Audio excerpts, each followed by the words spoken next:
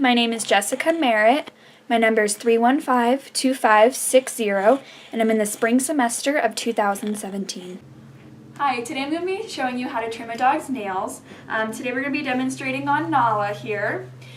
For supplies here I have our toenail trimmers and our cornstarch. We're going to use cornstarch because it's a good clotting agent to use at home, but normally at the vet hospital we'll use Quick Stop or silver nitrate sticks. Those are really good for using there. So first things first, I usually always start at the dew claw, and Nala has black nails, but you want to be very careful when trimming a dog's nails because they have what's called a quick, which is, well, you can't really see it on her, but it is what provides the nail with blood supply. So you'll kind of see right here on her nails, let's find a good one, where it kind of starts to hook, and that's a really good place to start because the quick normally is behind that. So when you're trimming their nails, you just want to do a little tiny bit at a time, so that way you don't clip that quick and make them bleed. So we're just going to take a little bit at a time, and then just checking periodically to make sure we're not close to that quick.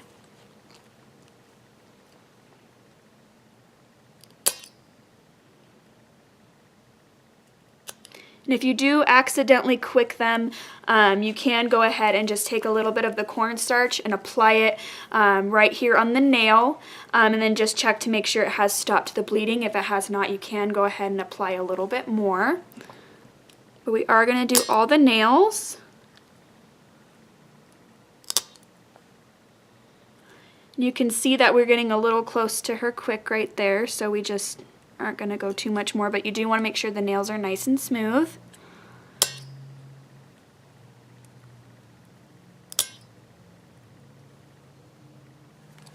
It's okay now.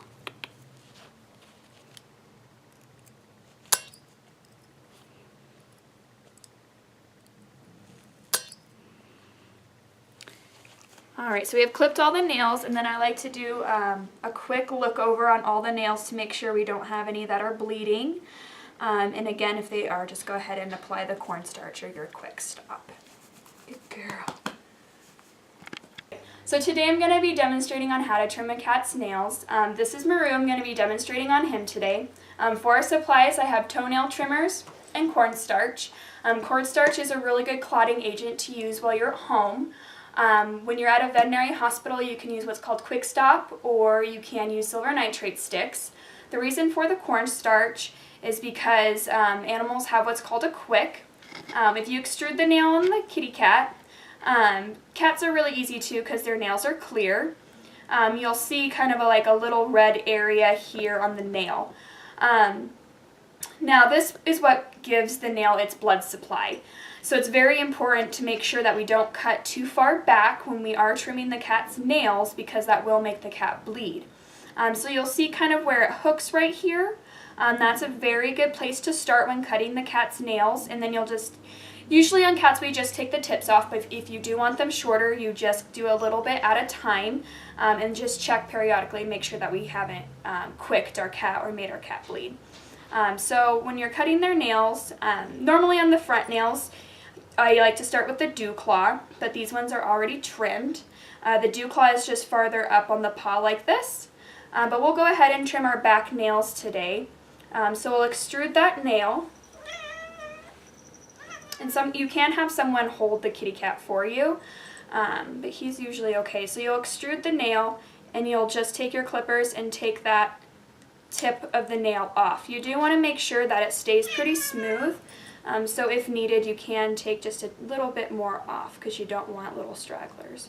So we'll do that to all the nails. We'll just take all the tips of the nails off.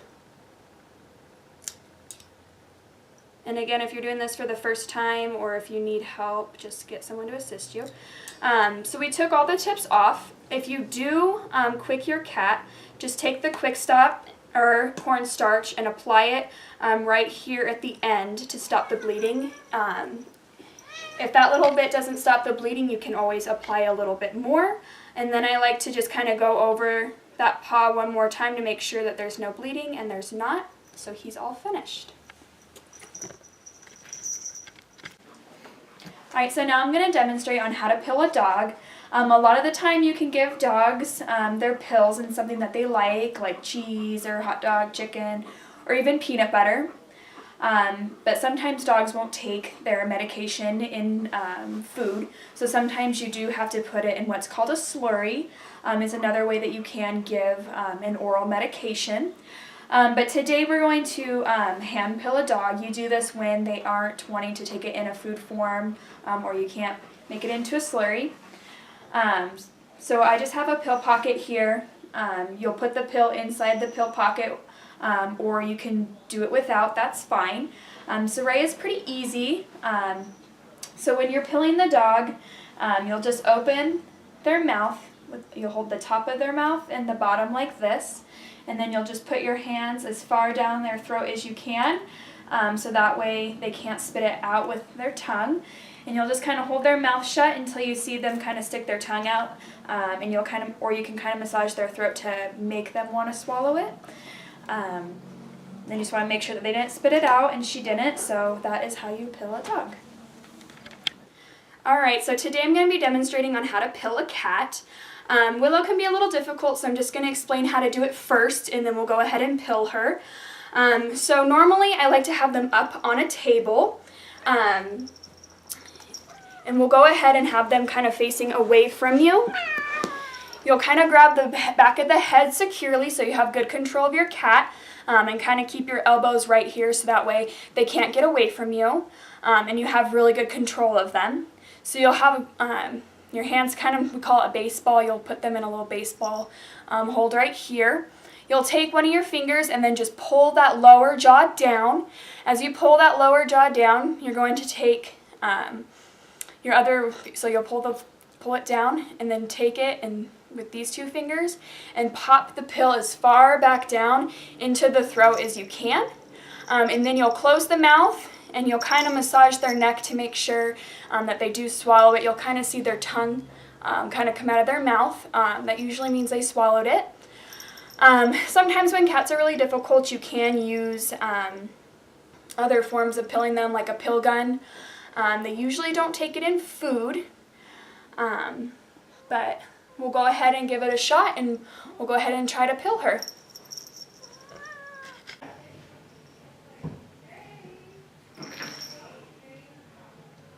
And then you're just going to massage their throat right here and make sure they swallow it, which she has. Good girl, Willow. Oh. So now I'm going to demonstrate on how to free catch urine midstream. We are going to go outside to do this, but it's easier to hear inside. So what we're going to do is we're going to get a clean bowl. We're going to go outside and kind of walk the dog around, ask her to go potty. Once our female dog squats to urinate, we are going to slip our clean bowl right underneath her and catch our urine midstream. The reason why we catch it midstream is because it does give us a better sample rather than trying to get urine off the floor where it's already contaminated, because we are going to be sending the urine in. And if there's already bacteria in the urine, it doesn't really give us accurate results. So we just are going to wait for them to squat to urinate. We're going to slip that bowl right underneath, and then we're going to collect our urine and put it in a different container, take it to our vet office, and send it out for urinalysis. Alright, so I'm going to be demonstrating on how to collect urine. This is Peyton. So we have our clean bowl here. We're going to wait for her to squat to urinate, and then we're just going to scoop the bowl underneath to collect our sample. And then we can take it to any vet hospital and they can send it out for urinalysis. Alright, Peyton, can you go potty?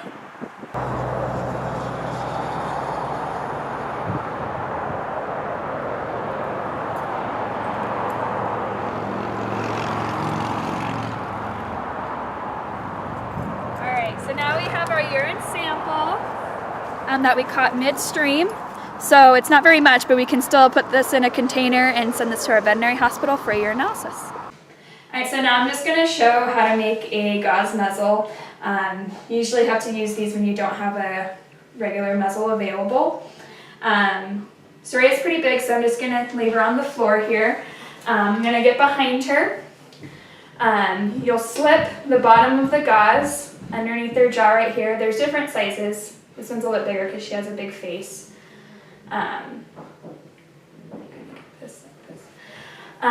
So you'll just kind of slip it under the jar right here, and then you'll just kind of make an X on the top like this. And then you'll just pull down, go back under like this, and then come over the head, and then just tie it. And then there you go, you got a gauze muzzle, and it can't bite you.